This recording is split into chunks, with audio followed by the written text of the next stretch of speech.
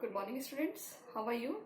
Today we are starting our remaining content of the history and chapter number 2, that is the area which across the 3 continent. So in this video we will clear what was the challenges faced to the Roman Empire because it was spread all over the 3 continents and it suffered the many of problems. So what kind of challenges faced, because it is a very wide area which is covered a single dynasty, single rule system, that is the Augustus and 27 BCE. So whenever the ruling system was start, so the rulers can how to handle the situations, because it was not spread in the North Africa, even in the European continent also, and also the spread in the some middle portion or east portion of the Asian continent. So what kind of challenges faced by the Roman emperors? So first of all, 3 crises were seen in this century. So first our question is, that is page number 64.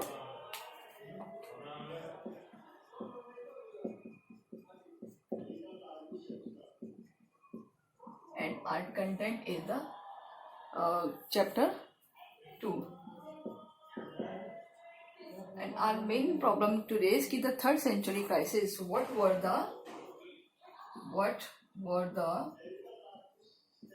3 crises, यानी कि 3rd century की क्या क्या crisis थे?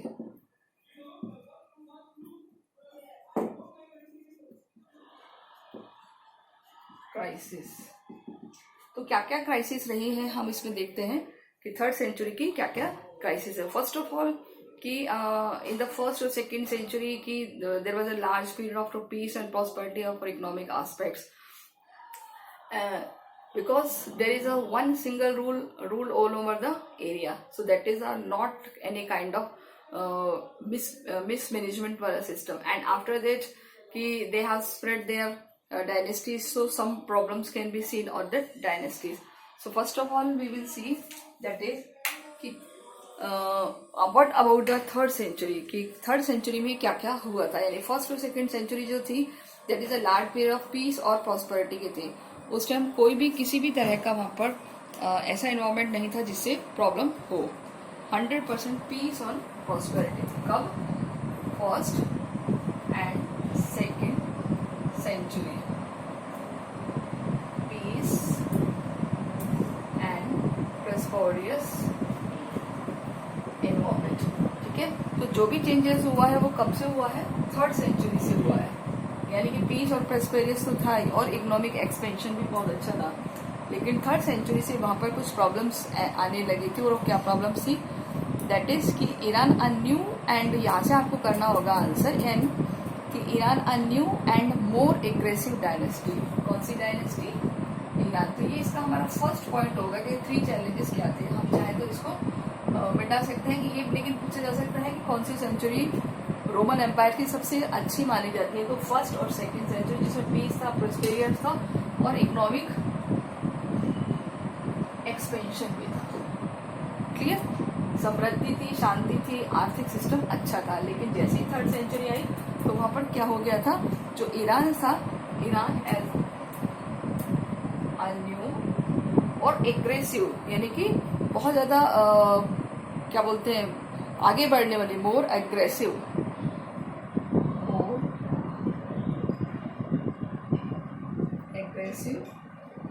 Dynasty. ऐसी dynasty थी जो बहुत ज्यादा एग्रेसिव थी, जो कि इमर्ज हुई है इन 225. इमर्ज इन 225 BCE. यानी कि जैसे ही 3rd सेंचुरी शुरू का मिड पॉइंट था, वहां से ये शुरू हो गई थी. और उन्होंने अपने आप को क्या कहना शुरू किया था? सासेनियंस. यानी ईरानियंस ने अपने आप को क्या कहना शुरू किया था? They called them Sassanians.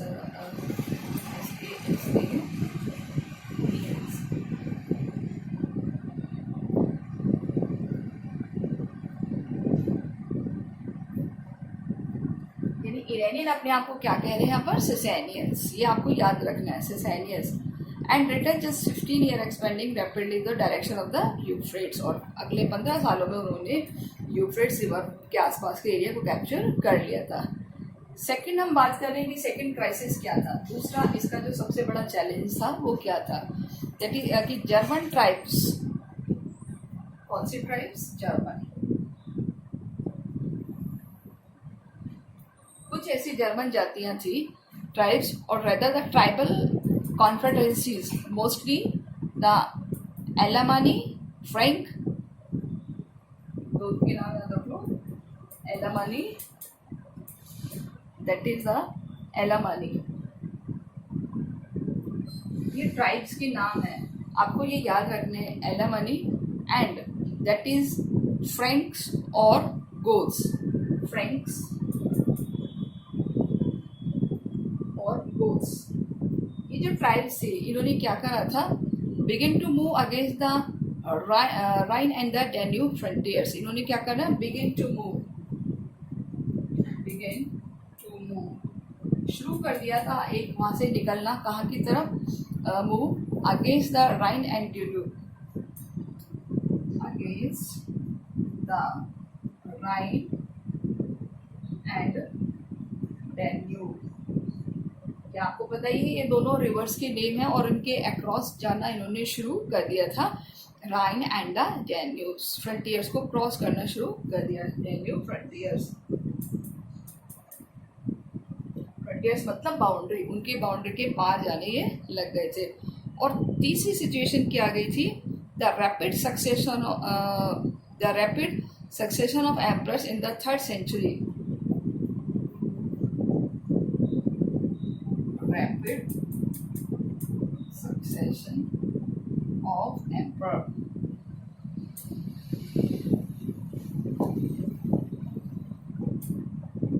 मैं यहाँ पे लिख देती हूँ, आपको नजर नहीं आएगा, थर्ड वाला, rapid succession of emperors, rapid succession of emperors in the 3rd century, in the 3rd century, यानी कि 3rd century में देखिए क्या हुआ है कि बहुत जल्दी जल्दी राजा बदले हैं।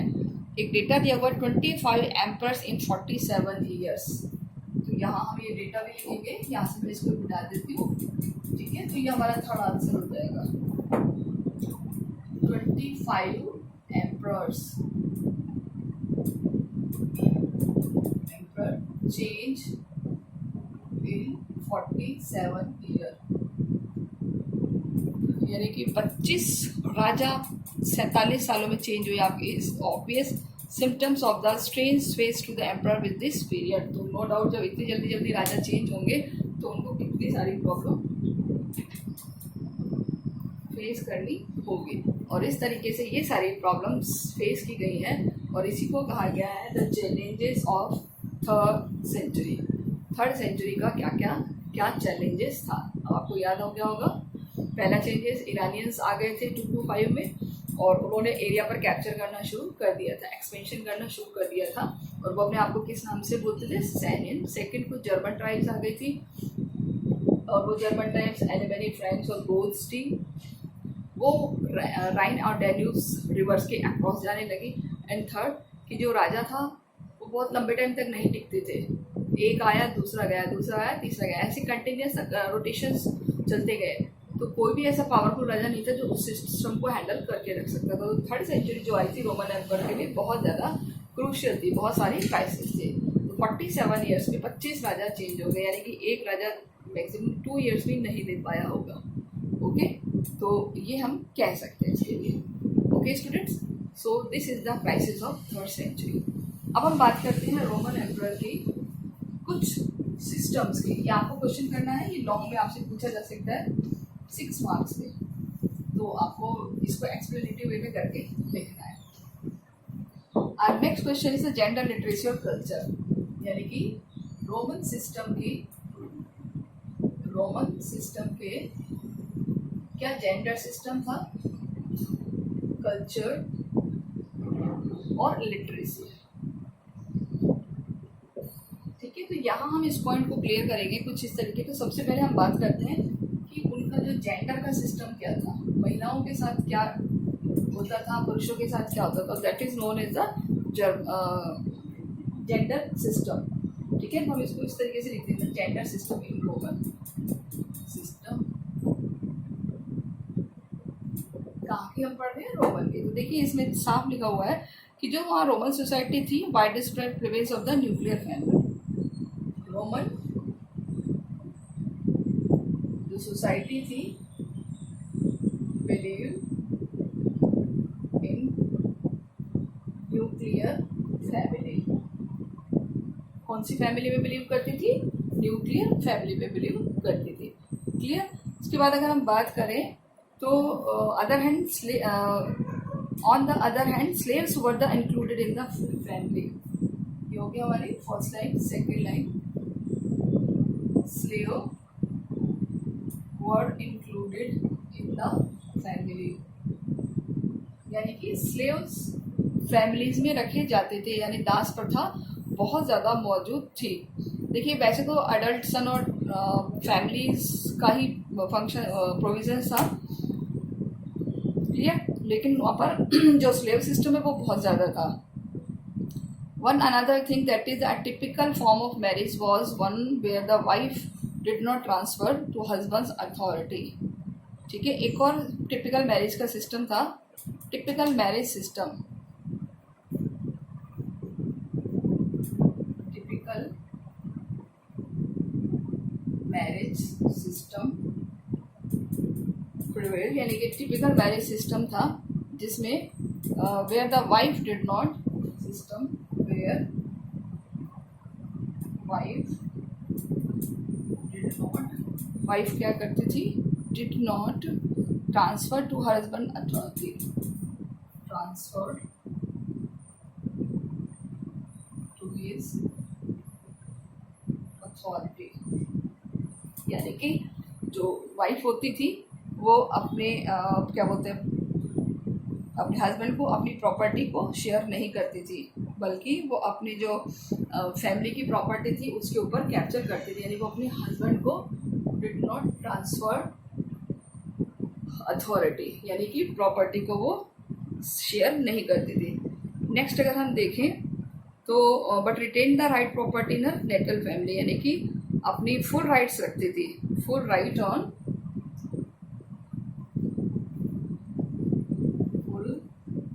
Right on natal family. Natal मतलब जो उसका पीहर पक्ष जिसको हम कहते हैं, माइका जिसको कहते हैं, नेटल फैमिली।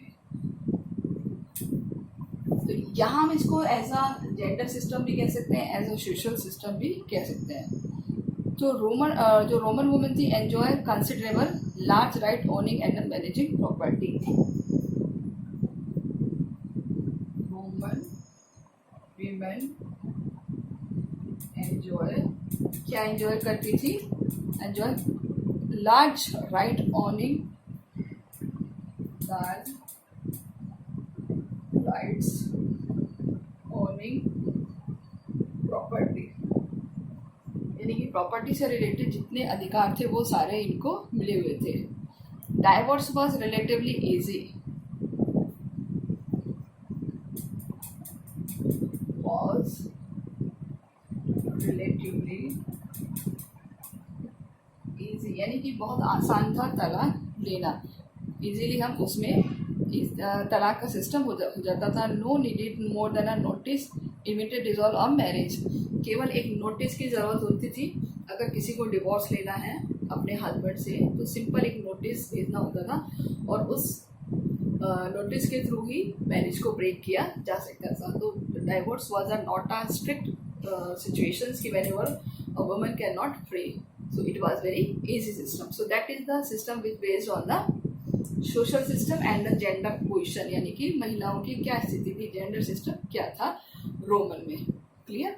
अब हम बात करते हैं लिटरेसी की। तो आपको ऐसे अलग अलग पैराग्राफ करके लिखना है, right about the gender system, right about the literacy, right about the social system, culture system. Okay, तो ये तो था जेंडर सिस्टम। अब हम बात करेंगे लिटरेसी की। तो आपको वीडियो को पॉज करके ऐसे पॉइंट्स में नोट्स बनाने हैं। ओके, हमारे लॉन्ग पोर्शन को कवर अप करेंगे।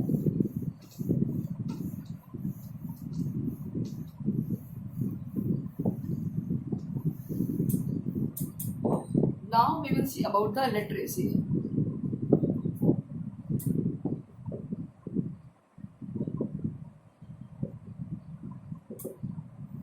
लिटरेसी का क्या सिस्टम था, शिक्षा की क्या व्यवस्था थी। देखिए, what about the literacy, it's attain rate to the casual literacy. क्या कह सकते हैं हम कि केवल एक कैजुअल लिटरेसी थी। इट्स अटेन दैट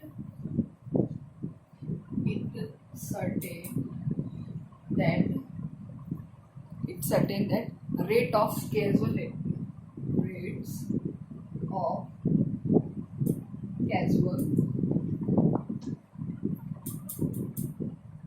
लिटरेसी, यानी कि बहुत ज़्यादा लिटरेसी नहीं थी, रेयरली थी।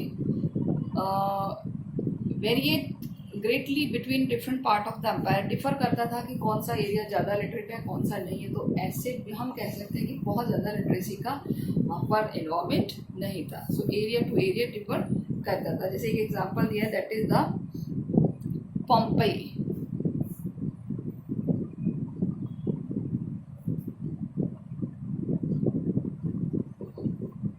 तो ये एक एरिया है Pompey which buried to the volcanic eruption in 79 CE। ये क्या होता है, एक वैल्कोनिक एरप्शन में बरीड हो गया था, buried in volcanic eruption. Volcanic eruption यानी कि उसमें नष्ट हो गया था। एरप्शन इन कौन सी सेंचुरी है, 79 CE, 79 CE। अब यहाँ से देखिए हमें क्या क्या सोर्सेज मिले हैं कि there is a strong evidence widespread the casual literacy. तो यहाँ से हमें क्या मिलते हैं, कैजुअल लिटरेसी के एविडेंस हमें मिले हैं। ठीक है, तो ज़्यादा हमें नहीं पता चलता, बट बहुत नॉर्मली कैजुअल लिटरेसी के जो पोम्पई है वहाँ से हमें सोर्सेज मिले हैं। वॉल कैसे मिले हैं, wall on the main streets of Pompey often carried by through the advertisement and the graffitis। Graffiti in the sense कि कुछ डिजाइन्स बने होते हैं दीवार पे, यानी कि वहाँ पर क्या मिली है हमें, एक वॉल पेंटेड विद एडवर्टाइजमेंट। मैंने शॉर्ट पे लिखा है एड, आप बुक में से देख सकते हो। एडवर्टाइजमेंट जैसे दीवारों पे एडवर्टाइजमेंट नहीं होते आजकल, तो जस्ट लाइक कुछ ऐसा ही वहाँ पर मिला हुआ है। और इसके अलावा क्या मिला है, ग्राफिटी एंड ग्राफिटी का मतलब होता है कुछ चित्र को हम कह सकते हैं, जैसे पिक्चर्स, डिजाइन, कुछ डिजाइन्स बने हुए, कुछ pictures were founded all over the cities, यानी कि सिटीज की जो दीवार है उसके ऊपर ये हमें मिला है। तो यहाँ हम क्वेश्चन पुट अप कर सकते हैं कि क्या सिस्टम था लिटरेसी का। तो ये एक एग्जांपल दिया है कि it's a very casual literacy, बहुत ही ज़्यादा लिटरेसी थी, कैजुअली थी। एक एरिया है पोम्पई जो कि एक वॉल्केनिक एरप्शन में बरीड हो गया था, ख़त्म हो गया था 79 CE में। वहाँ पर थोड़ी बहुत कैजुअल लिटरेसी देखी जा सकती है, क्योंकि जब उसको एक्सकेवेटेड किया गया, खोदा गया था, पता लगाया था, तो वहाँ की वॉल पे कुछ एडवर्टाइजमेंट बने हुए थे और कुछ ग्राफिटीज यानी डिज़ाइंस बने हुए थे। इसके अलावा इजिप्ट का और एक एग्जाम्पल दिया हुआ है। इजिप्ट में आपको पता ही है जो पेपायरस था उसके कुछ सोर्सेज मिले। Egypt were the 100 of the पेपायरीज।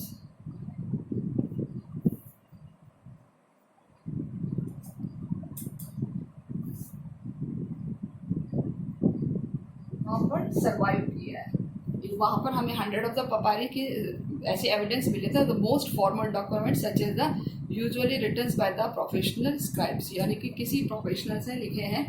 And they often tell us about the एक्स-वाइज इज अनेबल टू रीड और राइट, यानी कि हम वहाँ के कुछ भी सोर्सेज को पढ़ने में उतने ज़्यादा समर्थ नहीं हैं।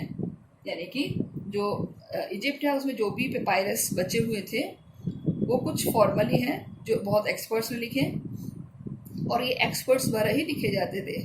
तो ये हमें बताते हैं कि जो नॉर्मल पर्सन है उसको XY भी नहीं आता, यानी कि कुछ भी नहीं आता था। तो ज़्यादा लिटरेसी नहीं थी।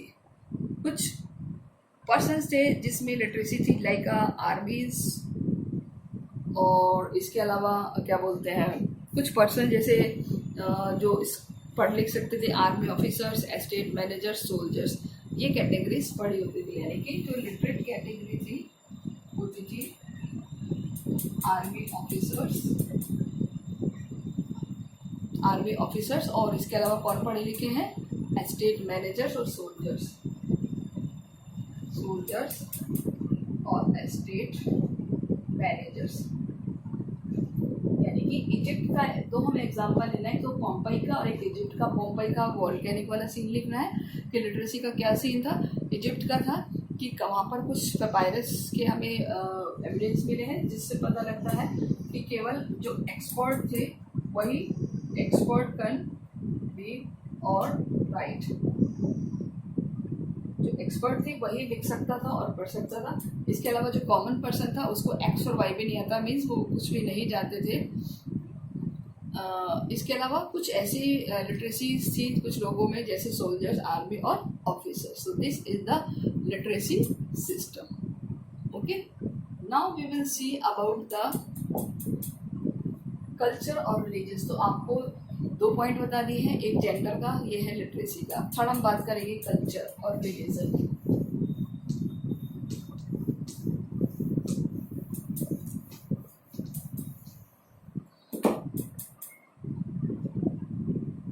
Culture and religious system. देखिए कल्चर्स में यहाँ पर लैंग्वेज का भी आ जाएगा हमारा, तो हम देखते हैं क्या लिखेंगे यहाँ कि the culture diversity empire the reflect the many ways and the many levels. यानी कि बहुत सारी कल्चर डाइवर्सिटी हमें मिलती है। Cultural diversity can be seen in many levels. बहुत लेवल्स पर देखी जा सकती है, मैनी वेज और मैनी लेवल्स। तो vast diversity of religious cults and the local deities। Vast diversity यानी कि बहुत सारे देवी देवता जिसको हम कहते हैं, वो होती है विभिन्न प्रकार के। Diversities of the diversity of religious cult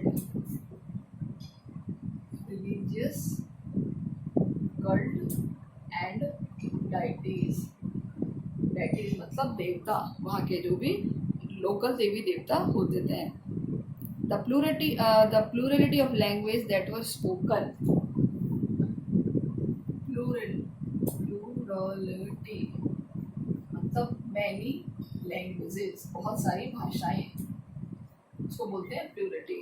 plurality यानी many languages, plurality of language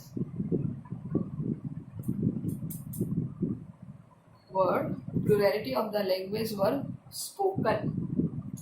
यानी कि बहुत सारी भाषाएं बोली जाती थी। यहाँ पर ये इम्पोर्टेंट, आप देखिए कौन कौन सी भाषाएं बोली जाती थी, ठीक है। और style of dress and custom, food, people ate, their forms of the special social organization. यानी कि उनकी जो भाषाएं थी, ड्रेस थी, ड्रेसेस मतलब उनके कपड़े, क्लियर, ड्रेसेस एंड कॉस्ट्यूम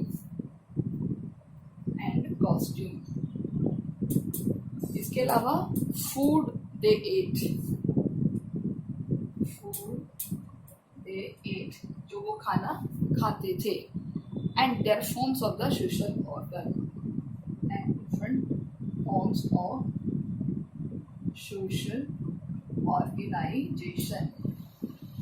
यानी वहाँ हमें क्या क्या मिलती है, बहुत सारी भाषाएं, बहुत सारे कपड़े, ड्रेसेस, फूड और बहुत सारी ऑर्गेनाइजेशन देखने को मिलती हैं। सबसे पहले बात करते हैं वहाँ कौन सी भाषा सबसे ज़्यादा बोले जाते थे, दैट इज द एरामाइक।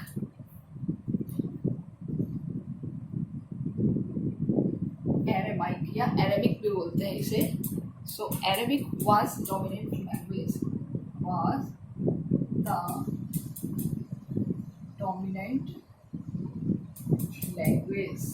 सबसे ज़्यादा डोमिनेंट लैंग्वेज कौन सी थी, अरबिक। ये इम्पॉर्टेंट है, ये हम उससे पहले वाले चैप्टर में भी पढ़ चुके हैं, ठीक है। तो ये सबसे ज़्यादा इन्फ्लुएंस वाली लैंग्वेज थी, और ये सबसे ज़्यादा कहाँ बोली जाती था, नियर द ईस्ट और यूफ्रेट्स। क्लियर? क्योंकि हमने पहले वाले चैप्टर में देखा था। एक और लैंग्वेज है Coptic, was spoken in Egypt. Coptic spoken in Egypt. आप इस तरीके से याद करिए, कॉप्टिक कहाँ बोली जाती थी? इजिप्ट में बोली जाती थी। ठीक है, ये आपको याद रखना है। Coptic was spoken in Egypt, Punic and the बेरबर।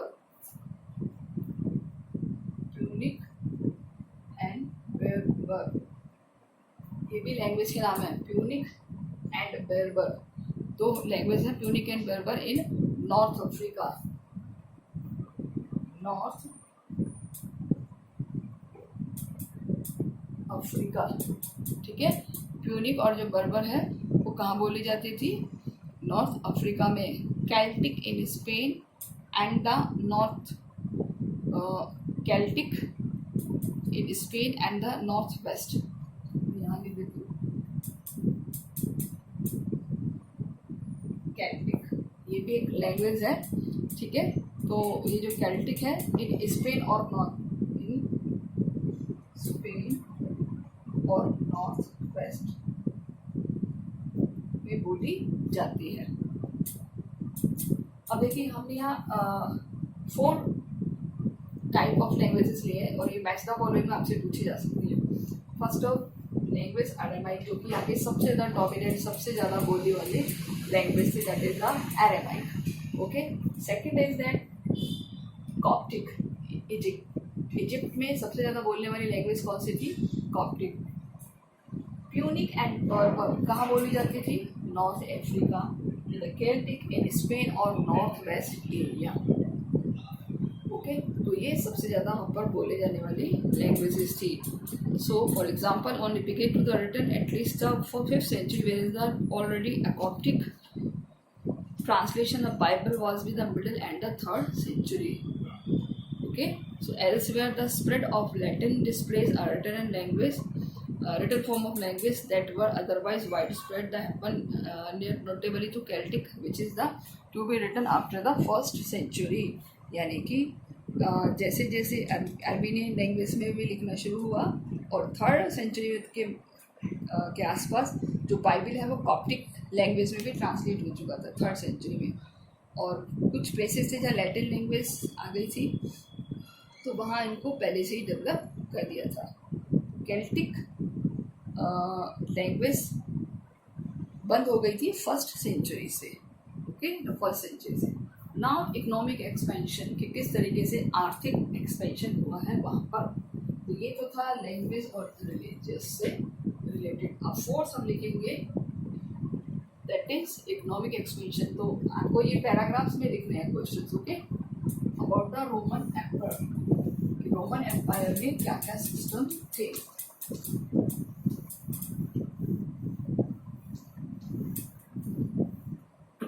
Now economic expansion,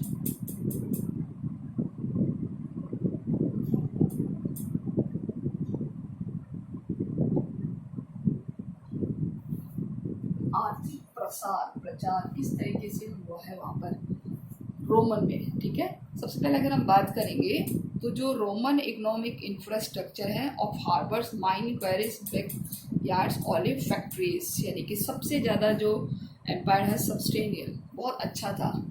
तो इकोनॉमिक इंफ्रास्ट्रक्चर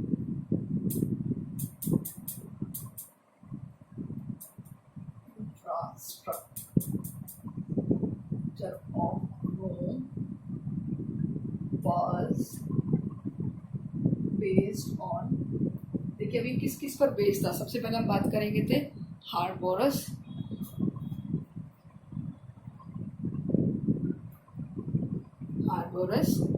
माइंस, क्वेरीज,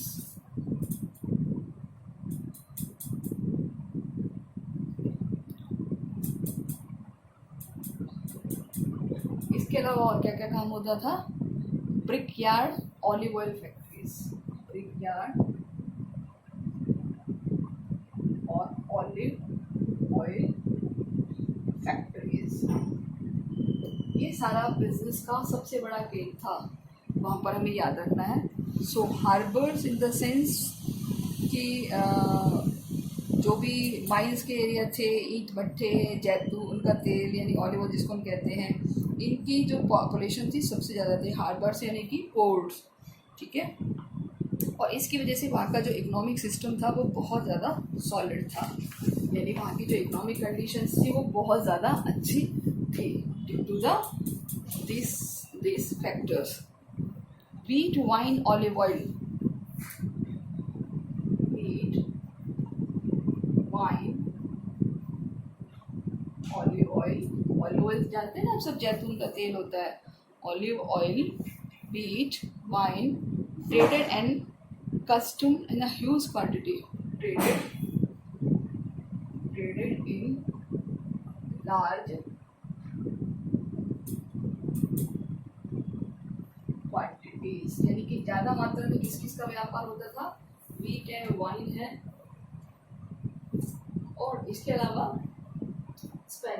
जो ऑलिव ऑयल है।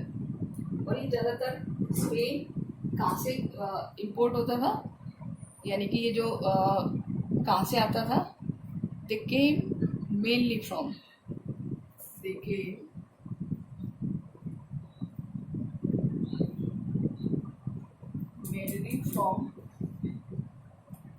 स्पेन, गैलिक प्रांत जिसको हम बोलते हैं Gallic provinces,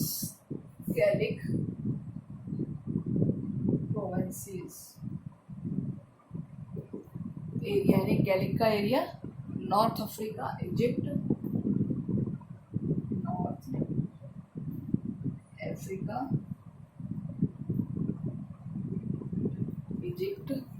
and to a lesser extent Italy, यहाँ से कम आता था, लेसर यानी इटली से बहुत ज़्यादा कम आता था, बाकी अदर से ज़्यादा आता था। But the condition were best for this crop. Liquid like wine and olive oil were transported a containers called amphora. Wine and olive oil,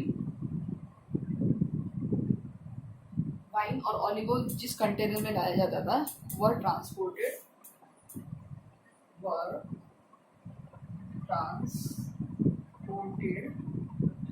एक कंटेनर, इसको क्या कहते हैं, एम्फोरा।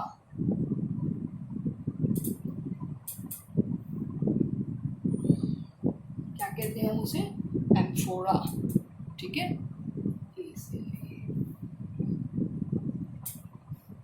Amphora, okay. ये याद रखना है कि जो कंटेनर जिसमें लिक्विड आता था जैसे वाइन और ऑलिव ऑयल, उसे क्या कहते हैं, उसे हम एम्फोरा कहते हैं, क्योंकि इसके बहुत सारे फ्रेगमेंटेड मिले हैं, फ्रेगमेंटेड मतलब टुकड़े मिले हैं। A large number of this survive, बहुत ज़्यादा मिले हैं, ठीक है, इसके मिलियन ऑफ द वेसल्स। तो इससे पता लगता है कि जो लिक्विड लाते हैं, जैसे आजकल दूध वाले दूध लाते हैं ना, आपने देखा होगा बाइक पे बहुत सारे दो कंटेनर होता है, तो कुछ ऐसा ही कंटेनर देखिए, आपकी बुक में पिक्चर भी दी हुई है, वो रखा हुआ है, उसको कहते हैं एम्फोरा, ओके। इसके अलावा जो सबसे ज़्यादा ऑलिव ऑयल आता था वो स्पेन से आता था, तो Spanish olive oil of the period was mainly carried the container called Brussel 20। जो स्पेन से ऑलिव ऑयल आता था, स्पेन से ऑलिव ऑयल आता था, Spain olive oil was the period mainly carried into the container,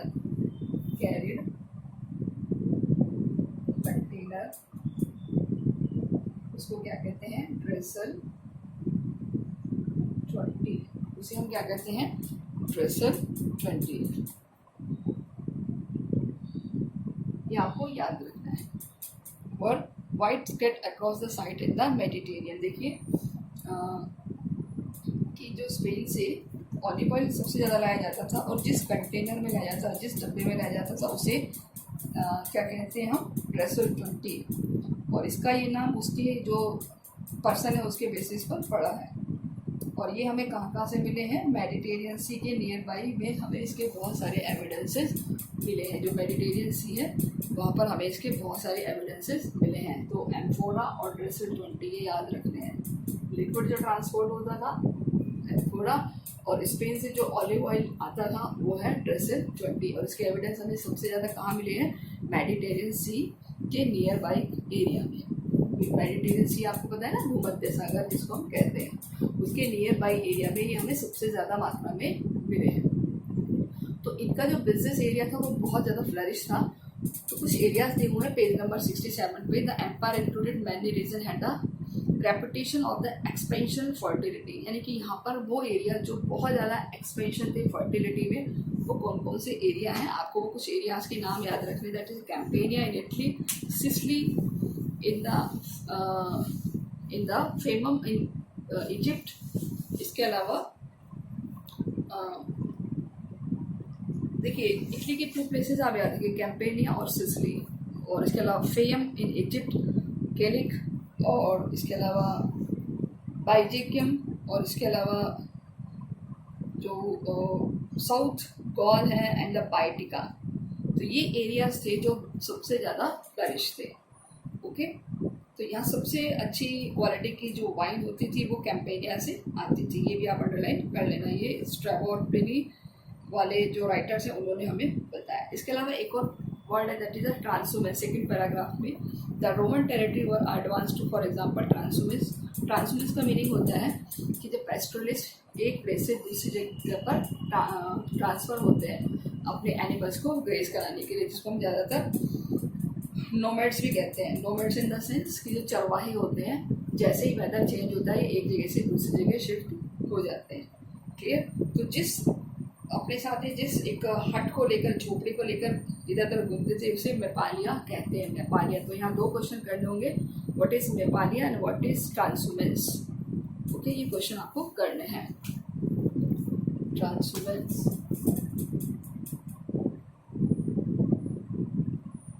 ये आपको करना है क्वेश्चन, एंड उसके अलावा मेपालिया। ये दोनों हैं नोमैडिक से। नोमैडिक होते हैं जो पेस्टोरलिस्ट होते हैं, जो घुमंतु होते हैं, जो एक जगह से दूसरी जगह घूमते रहते हैं। सो आई होप स्टूडेंट्स आप लोग टाइम पे काम कर रहे हैं, एंड टाइम टू टाइम काम करते चलिए, और आपका रिवीजन इसी तरीके से अच्छे तरीके से होता जाएगा। So okay students, take care, good bye.